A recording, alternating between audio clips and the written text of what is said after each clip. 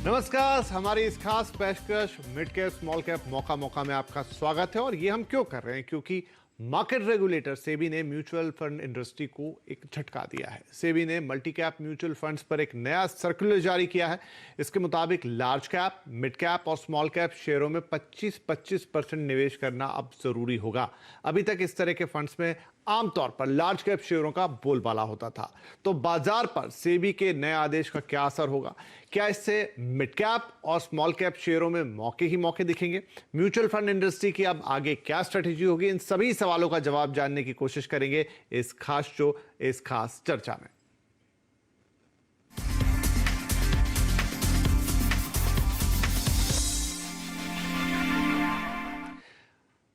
तो इस मुद्दे पर खास चर्चा के लिए हमारे साथ हैं सीएनबीसी आवाज के मैनेजिंग एडिटर शैलेंद्र भटनागर साहब, हमारे सहयोगी यतिन मोता और सुंदरम म्यूचुअल फंड के एमडी और सीईओ सुनील सुब्रमण्यम हमारे साथ कार्यक्रम में शामिल होंगे। साथ ही विलियम ओ नील के रिसर्च हेड मयूरेश जोशी हमारे साथ इस कार्यक्रम में शिरकत कर रहे हैं। आप सभी का बहुत बहुत स्वागत है। तो सबसे पहले हम जाते हैं यतिन के पास। यतिन, ये खबर आप लेकर आए थे, तो थोड़ा डिटेल में हमें बताइए, हमारे दर्शकों को बताइए कि होने क्या जा रहा है, क्या बदलाव होंगे? नमस्कार। सेबी का सर जो देर शाम आया, इसके अंदर सेबी ने मल्टी कैप फंड्स को डिफाइन किया है और मल्टी कैप फंड्स में किस व्यवस्था में उनको निवेश करना चाहिए उसके बारे में डिस्क्रिप्शन दिया है। अभी जो मल्टी कैप फंड्स होते हैं वो लार्ज कैप, मिड कैप और स्मॉल कैप, इन तीनों तरह के शेयरों में निवेश करते हैं। लेकिन सेबी ने कहा है कि तीनों जो शेयर के टाइप्स हैं, लार्ज कैप, मिड कैप या स्मॉल कैप, यानी बड़ी कंपनी से लेकर छोटी कंपनी में जब म्यूचुअल फंड निवेश करते हैं तो वो इक्वल बकेट्स में निवेश करें। यानी कि जो फंड की साइज है उसका 25% निवेश जो है इक्वली होना चाहिए लार्ज कैप, मिड कैप और स्मॉल कैप में। अभी हो क्या रहा है, क्योंकि मल्टी कैप फंड ज्यादा करके लार्ज कैप फंड्स में निवेश करते हैं, तो स्मॉल कैप और मिड कैप का जो वेटेज होता है फंड में वो कम होता है। और इसके चलते हमने ये देखा है कि जो मल्टी कैप फंड है जिनका एयूएम लगभग 1,40,000 करोड़ है, उन्होंने केवल 35,000 करोड़ का निवेश जो है mid and small cap companies में किया है, जो कि नए नियमों के हिसाब से होने चाहिए 70,000 करोड़, 70,000 करोड़। इसका मतलब ये है कि 35,000 करोड़ की आज की स्थिति में बाइंग करनी पड़ेगी इन मल्टी कैप फंड्स को मिड कैप और स्मॉल कैप शेयरों में, जिसका सीधा मतलब है कि मिड कैप और स्मॉल कैप शेयरों की दिवाली होगी, तेजी अच्छी होनी चाहिए। हाल ऐसा है कि म्यूचुअल फंड इंडस्ट्री ने तुरंत सेबी के साथ संपर्क किया है इस सर्कुलर के बारे में ज्यादा क्लैरिटी लाने के लिए, क्योंकि ये जो कंप्लायंस है इसकी डेट जो है जनवरी 2021 है और 4 महीनों में सेबी के सर्कुलर के हिसाब से कंप्लायंस करना जरूरी होगा। जी, ठीक है। तो शैल सर, आपकी पहली प्रतिक्रिया जानना चाहेंगे यहाँ की। अब ये जो सर्कुलर आ गया और जैसा यतिन जी ने हमें समझाया कि इससे पहले क्या हो रहा था और अब कैसे चीजों में बदलाव आएगा, इसका ओवरऑल इम्पैक्ट आप क्या देखते हैं, चाहे वो म्यूचुअल फंड इंडस्ट्री हो चाहे वो मार्केट्स? जी, नमस्कार विपिन जी, और हमारे पैनल पे अन्य जो मित्रगण हैं उनको भी नमस्कार, हमारे दर्शकों को भी नमस्कार। ऐसा है विपिन जी, ये बात तो जाहिर है कि ये जो एक डॉक्यूमेंट लिखा गया है ये एक ब्यूरोक्रेटिक रिप्रेजेंटेशन है मार्केट के लिए। अब क्या इससे एकदम फेरबदल होगी कल सुबह बाजार में, ये कहना मुश्किल है। और जैसे यतिन जी कह रहे हैं कि आपको दिवाली आती हुई दिखेगी स्मॉल कैप और लार्ज कैप स्टॉक्स में, शायद ये कुछ हद तक ठीक है। लेकिन आप ये भी समझिए कि जो रैली है वो इस वजह से है बाजार में क्योंकि आप लार्ज कैप शेयर खरीदते हैं। और मान लीजिए अगर 1,40,000 करोड़ रुपए का एयूएम है इन म्यूचुअल फंड्स का जो मल्टी कैप दायरे में आते हैं, वहां पर आप ये मान के चलें कि स्मॉल कैप में इतनी जबरदस्त खरीदारी होगी तो ये भी मानिए कि लार्ज कैप में बिकवाली होगी, क्योंकि अमाउंट तो उतना ही है। तो अगर लार्ज कैप में बिकवाली होगी तो बाजार गिरेगा, और बाजार गिरेगा तो ऐसा हो नहीं सकता कि स्मॉल कैप और मिड कैप भी बढ़े।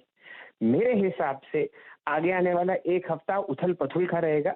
बहुत सारे लोग इस डॉक्यूमेंट को समझने की कोशिश करेंगे और कई ऐसे म्यूचुअल फंड हैं जो अपने मल्टी कैप फंड को रीनेम कर देंगे लार्ज कैप और मिड कैप इक्विटी। देखिए, बाजार में एक जो रैली चल रही है वो सिर्फ लार्ज कैप में है, क्योंकि ये मान के चलिए जो आत्मनिर्भर भारत है या जो पोस्ट कोविड दुनिया है उसमें बड़ी कंपनीज ही बच रही हैं।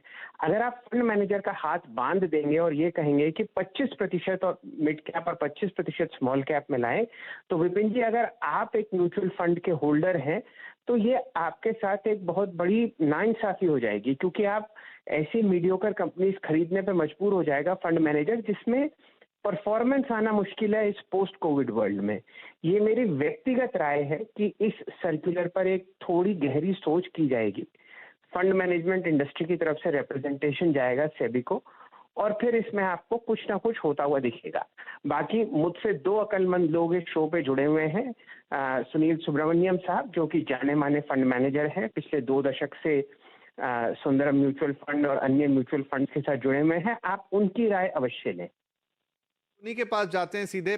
Sunil Subramaniam, CEO MD Sundaram mutual fund, तो बड़ा अच्छा विश्लेषण यहाँ पर किया शैल जी ने कि क्या होगा एक्चुअली मार्केट में। ऐसा नहीं है कि स्मॉल कैप और मिड कैप चढ़ने लग जाएंगे, क्योंकि लार्ज कैप पे वो इम्पैक्ट आएगा, तो एक हफ्ता बड़ा उथल पुथल भरा रहने वाला है।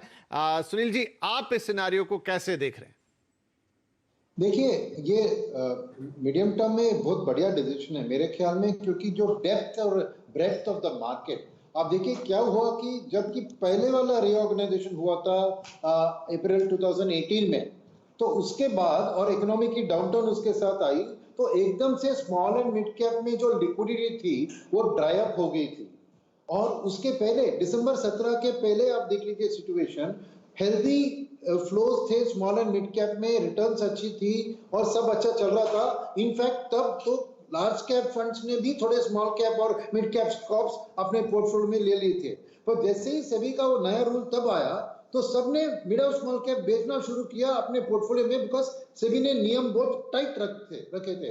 तो अगले 3-4 महीने में बिक्री आई, इकोनॉमी की डाउनटर्न आई तो उनकी अर्निंग्स भी नीचे गई, तो एकदम से एक BSE 500 इंडेक्स में 80% लार्ज कैप है। अब सोच लीजिए कि बात कैसे होगी कि एक मल्टी कैप फंड जो BSE 500 को इंडेक्स मानती है और इंडेक्स कहता है 80% लार्ज कैप में डालो, तो नेचुरली उन्होंने भी 80% 70% लार्ज कैप में डाला। तो बिल्कुल कोई खरीदने वाला नहीं था स्मॉल एंड मिड कैप में, और उसके साथ नंबर भी इकोनॉमिक डाउनटर्न के साथ नीचे आए थे। तो ये बहुत खराब चीज हुआ था मिड एंड स्मॉल कैप के लिए। अब ये सेबी का जो डिसीजन है वो प्रोवाइड करेगा थोड़ी बहुत लिक्विडिटी।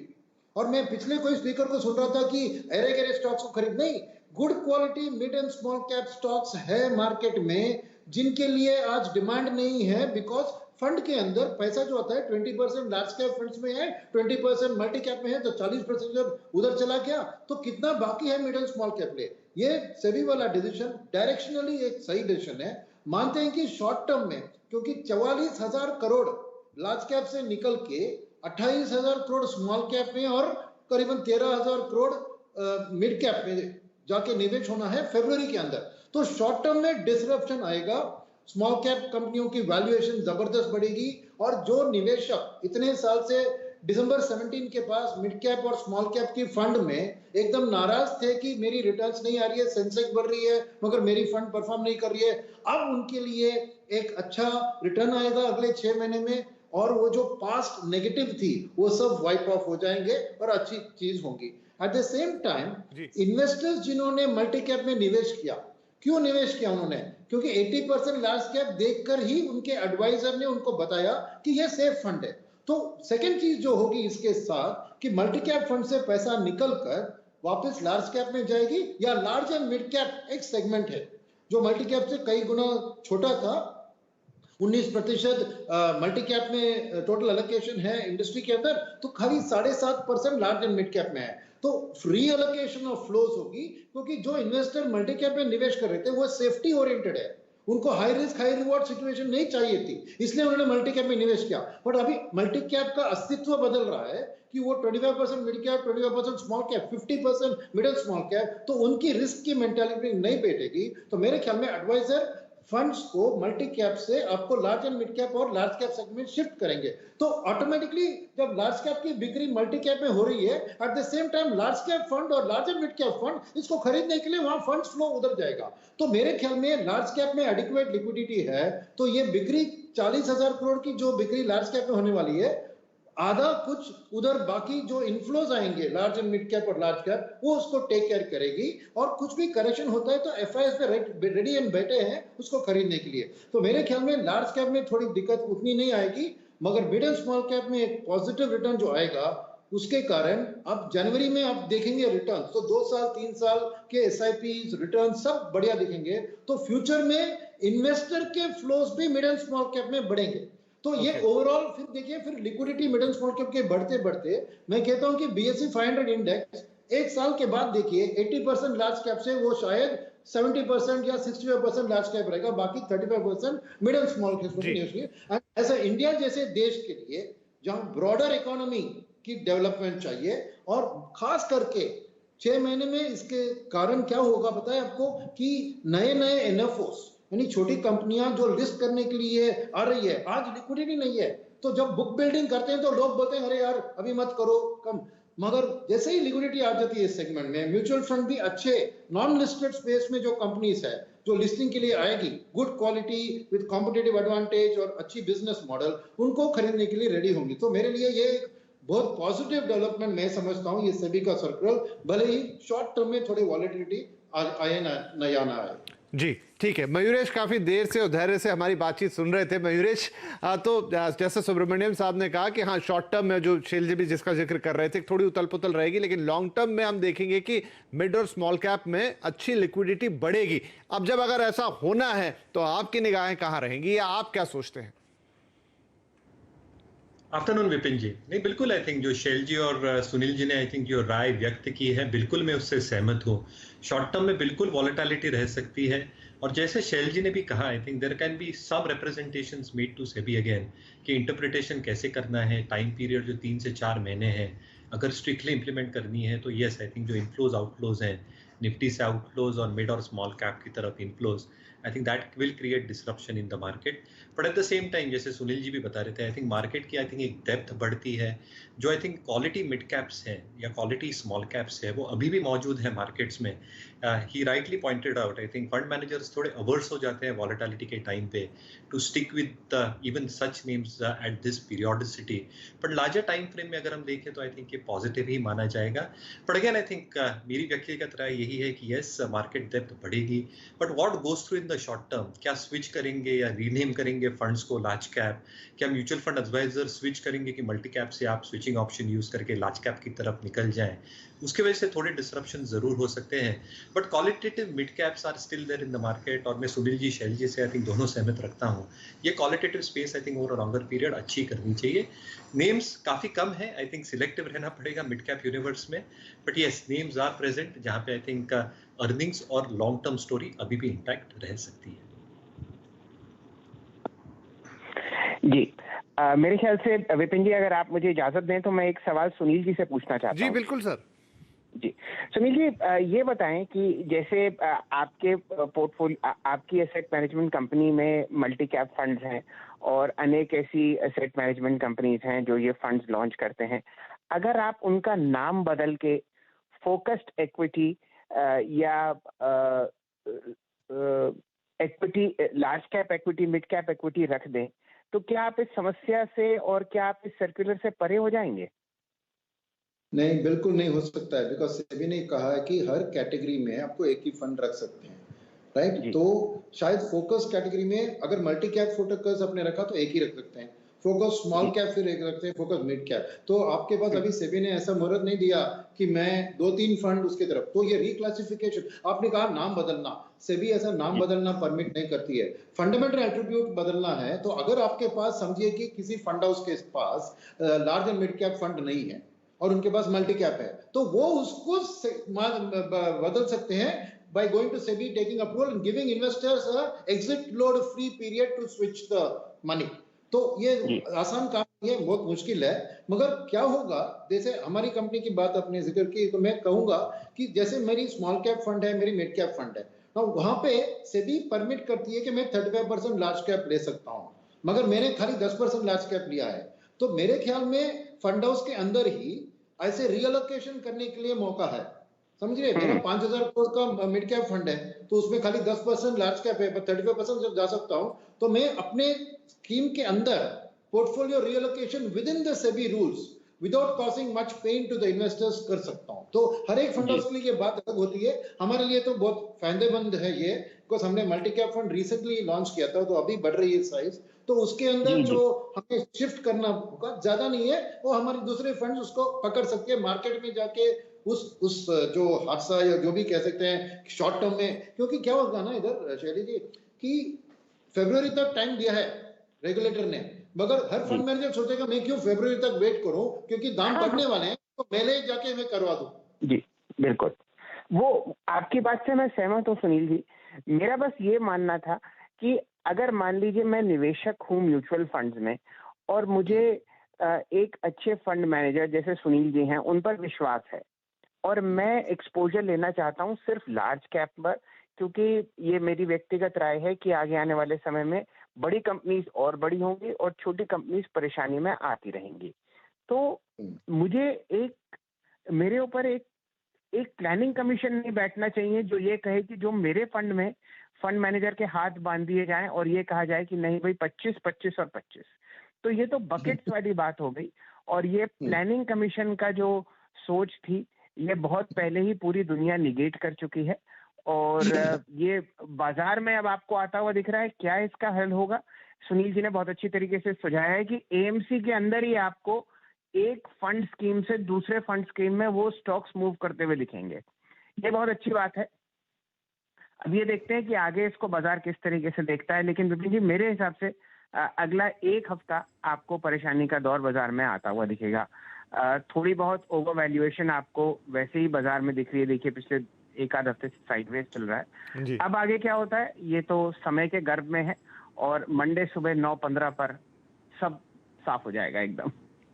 जी बिल्कुल। हालांकि मयूरेश, जो हम आपसे पूछना चाह रहे थे, जैसे सर ने कहा कि एक हफ्ते की उथल पुथल रहेगी और मंडे तक थोड़ी तस्वीर साफ होगी, लेकिन आपने जिक्र किया था कि मिड कैप और स्मॉल कैप में भी कुछ वैल्यूएबल चीजें हैं, अच्छी चीजें हैं, फोकस वहीं रहना चाहिए। तो आपकी नजर में वो क्या वैल्यूएबल हैं या क्या अच्छी चीजें, अगर आप नाम लेके हमें बता पाएं। नहीं बिल्कुल, तो हमारी विपिन जी आई थिंक जो ग्लोबल रिसर्च टीम है जो इंस्टीट्यूशंस को वर्ल्ड वाइड केटर करती है, हमारी जो वॉन रिसर्च है और जो ओनियल मेथोडोलॉजी है जो कैंसलिन को फॉलो करती है, जो क्लोजली अर्निंग्स, नए products, supply demand factor, institutional demand कैसी है और लीडरशिप पोजीशन कैसी है, ये सारे स्टॉक्स की पूरी यूनिवर्स में, स्टॉक यूनिवर्स में इसको छानती है। इसको मद्देनजर रखते हुए जैसे सुनील जी, शैल जी बता रहे हैं, आई थिंक जो मिड कैप यूनिवर्स है यहाँ से हमें आई थिंक 3 स्टॉक्स अभी भी स्ट्रक्चरली काफी अच्छे लग रहे हैं at a universal level from our global research. पहला स्टॉक है Fine Organics. Again leadership position है, one of the leading manufacturers of oleochemicals, जो वेजिटेबल बेस्ड ऑयल्स होते हैं इसकी लीडिंग मैन्युफैक्चर करते हैं। और फूड एडिटिव्स और प्लास्टिक एडिटिव्स ये धंधे या ये कारोबार में है। अगर हम बैलेंस शीट देखें तो revenue growth over the last 3 years has been in excess of 12%। Earnings को 30% के आसपास कंसिस्टेंटली कंपाउंड हुई है और इसके जो रिटर्न रेशियोज हैं स्पेसिफिकली आरओईज 29 से 30% की तरफ है। डेट बहुत ज़्यादा बुक्स पे है नहीं, इन्होंने कैपेसिटी एक्सपैंड किए हैं पिछले कुछ क्वार्टर्स में and they are actually ready with the expanded capacity both in India and abroad. तो आई थिंक जो बाहर से धंधे से आते हैं एक्सपोर्ट से वो 60% के आसपास है, तो शील्ड करती है और export business is doing well, क्योंकि जनरली आई थिंक ये पूरी मार्केट में इट लाइज इन नंबर 5 और नंबर 6 पोजीशन ग्लोबली। तो आई थिंक एक ग्लोबल स्पेस में है, ग्लोबल लीडरशिप पोजीशन रखती है। तो मुझे लगता है आई थिंक ये एक बहुत चुनिंदा पिक जो मयूरेश फाइन ऑर्गेनिक्स ये आपने पिक बताई और इसके सारे प्लस पॉइंट्स भी आपने गिनाए। तो मैं एक छोटा सा ब्रेक ले लेता हूं क्योंकि ये थोड़ा समय का ध्यान रखना होगा। बाकी के आपके जो 2 और पिक हैं वो हम ब्रेक के उस पार लेंगे और साथ में यतिन से ये भी पूछेंगे क्योंकि उन्होंने कई म्यूचुअल फंड हाउसेज से बात की है कि अब फाइनली जैसे कह रहे थे सर कि एक रिप्रेजेंटेशन जाएगा हो सकता है सेबी को, वहां पर क्या हो सकता है और उस पर सुनील जी की भी राय रहेगी। एक छोटा सा break. Mid cap small cap मौका में आपका एक बार फिर स्वागत है। हमारी एक खास पेशकश क्योंकि सेबी का नया सर्कुलर है कि अब आपको जो मल्टी कैप फंड है उसके अंदर स्मॉल कैप और मिड कैप के लिए भी 25% का लोकेशन करना पड़ेगा। हमारे सभी मेहमान हमारे साथ हैं, तो मयूरेश कंटिन्यू करें। आप जो बता रहे थे थोड़ा शॉर्ट रखेंगे क्योंकि अब मेरे पास चंद ही कुछ मिनट बच गए हैं। बिल्कुल। तो दूसरा हमारे हिसाब से I think as per our institutional research Polycab होगा। Polycab is one of the leading electric cable manufacturers India में, देश में 12% की डोमेस्टिक वायर और केबल में शेयर है। ईपीएस 40% से ग्रो हुआ है 3 वर्षों में, रेवेन्यू 12%, आरओई 23% के आसपास है। लॉकडाउन में नंबर्स में थोड़ी दिक्कत जरूर हुई थी, but I think it's one of the leaders in the organise market. और जैसे अनऑर्गेनाइज शेयर ये हासिल कर रहे हैं, मुझे लगता है आई थिंक जो अर्निंग्स ग्रोथ है ये यही रेट पे कंपाउंड हो सकती है, albeit with a couple of quarters perspective. So I think Polycab is one more mid cap story that we like structurally. और तीसरा होगा Vipin ji Balkrishna Industries, off road highway tyre market में again one of the leaders, number 2 के पायदान पे है globally अगर आप देखें। बट जैसे एक्सपोर्ट्स ग्रो हो रहे हैं, agriculture and non agriculture as well, मुझे लगता है आई थिंक जो एक ग्रोथ आएगी वो जबरदस्त आएगी। जो एक्सपेक्टेशन हम रख रहे हैं in terms of volume growth should be tremendous. 1100 crore के आसपास कैश बुक्स पे, इसलिए कोई दिक्कत नहीं है, no long term debt issues on that front. और ROEs again are very very good with EBITDA margin is excess of 27-28%। तो हमारे कैंसिलिंग मेथोडोलॉजी में तीनों स्टॉक बहुत खूब बैठते हैं। ठीक है, तो फाइन ऑर्गेनाइज बालकृष्ण इंडस्ट्रीज ये वो शेयर रहे जहां पर कहना है मयूरेश का कि नजर रहेगी एक बार फिर स्क्रीन पर आपके, और पॉलीकैब साथ में। तो ये 3 ऐसे स्टॉक्स जहां पर आप देखेंगे कि एक ट्रैक्शन आ सकता है और मंडे को ये चीज़ साफ होती नजर आएगी। हालांकि यतिन हमने आपसे पूछा था कि कई सारे म्यूचुअल फंड्स, और जैसा सर भी कह रहे थे कि अब एक हो सकता है कम्युनिकेशन हो सेबी पे म्यूचुअल फंड हाउसेस की तरफ से, आपने कई लोगों से बातचीत भी की है, क्या कह रहे हैं वो? देखिए विपिन जी, सबसे पहली बात कि जो म्यूचुअल फंड इंडस्ट्री के लोगों से मैंने बात की उनको कोट नहीं करना है, तो मैं ऐसे कहूंगा कि ये जो सूत्रों से जो म्यूचुअल फंड इंडस्ट्री के साथ जुड़े हुए हैं, उन्होंने 3-4 चीजें जो मुझे कहीं वो सेबी को रिप्रेजेंट करेंगे। सबसे पहली बात, जैसे शैल जी कह रहे थे स्कीम का नाम बदली कर दे, वैसे कोई टाइप का प्रावधान नहीं है सेबी में, लेकिन विलय जरूर हो सकता है कि 2 स्कीमों का अगर मर्जर हो जाए और जो मुख्य स्कीम है डाइवर्सिफाइड पोर्टफोलियो या लार्ज कैप फंड के साथ इसका मर्जर हो जाए मल्टी कैप फंड का, तो शायद ये ऐसी विंडो है जहां कंप्लायंस नहीं करना पड़ेगा।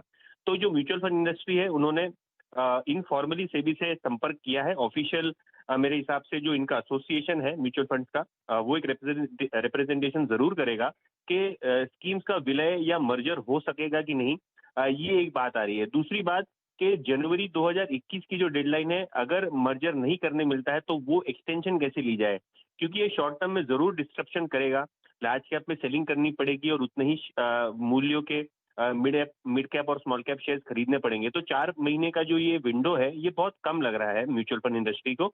तो ये क्यों ना 6 महीने या 8 महीने या 12 महीने की अवधि दी जाए, जिससे ये कंप्लायंस हो सके अगर मर्जर के लिए सेबी मना कर देती है। तो ये 2-3 चीजें हैं जो म्यूचुअल फंड इंडस्ट्री सेबी को रिप्रेजेंट करने वाली है।